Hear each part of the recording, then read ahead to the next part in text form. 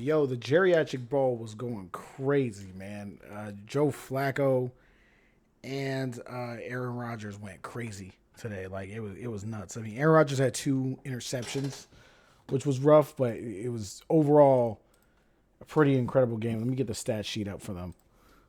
Yeah, so Aaron Rodgers, you had Aaron Rodgers go off for 23-34, 249 yards, four touchdowns, two interceptions. His rating was 103.7. Joe Flacco, he was 31 for 47, 342 yards, three touchdowns, and only took two sacks. And he has 108.6 rating. I mean, I want to see the completion percentage real quick. Hang on. 67.6 for Aaron Rodgers and 66% for Bengals. I mean, to be fair,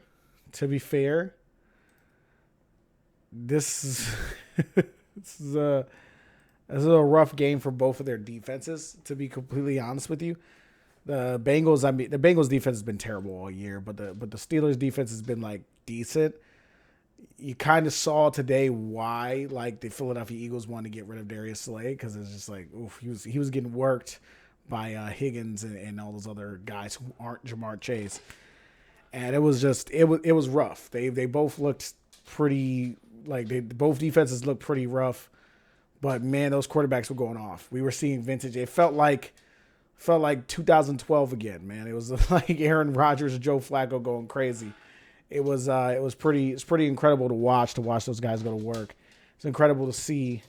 Puppy, let's see. I'm talking to my dog, yo.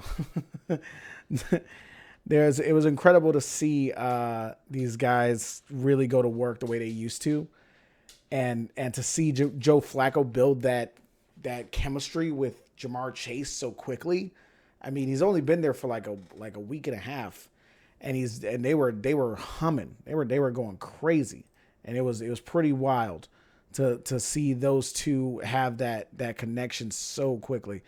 I want to see his stat line quickly. Jamar Chase had 16 receptions for 161 yards. It felt like a lot of receptions, but I didn't even realize 16. God dang, bro, that's crazy. And a touchdown. He was averaging 7 yards per target, 10 yards per reception. That means he was extending his play from like he would catch the ball and then get more yak. I wonder what his total yak yardage was in this game. It must have been crazy. I mean, just Jamar was going off. He was targeted 23 times. I mean, goodness. And then also Joe Flacco was just like, if we need something, I'm going to him. And also Joe Flacco had a couple like timely runs that were really good. But it was just an incredible game. Like Flacco is so weird. Flacco's so weird. Like he'll give you a weird like string of games like this where he's like, it looks like old Flacco, and then he's just like right back to being geriatric again. And it's so interesting to see him, to see him like have that. I mean, he had the same thing with the Browns 2 years ago. That was crazy where he led them to the playoffs. It was just weird. Imagine if he keeps this team afloat and then Joe Burrow comes back in December and they're like, at 500, like Joe Burrow can bring them to like kind of get them over the hump into the playoffs and then play better. I mean, their defense still sucks. It's not as bad as last year's, but it's still pretty bad. And it seems like they're going to be trading Jay Hendrickson soon, and even maybe Cam Taylor-Britt. I'm not entirely sure, but it's a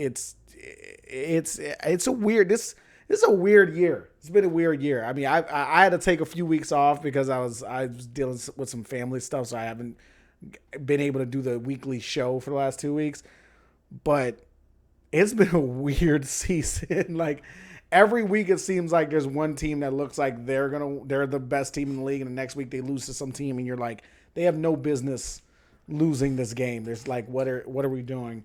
Like the Steelers don't really have any business losing this game to the Bengals, to be truthfully honest. At the very least, giving up 33 points to the Bengals. I mean, Jesus. Like, I mean, come on. But yeah, it was terrible. It was really, I mean, it was great. It's great, but it's terrible in the sense of like, it's hard to guess what like team is actually good right now, because there's just so much up and down. Like the Eagles started off so well. Now they look like they can't even, run an offense properly.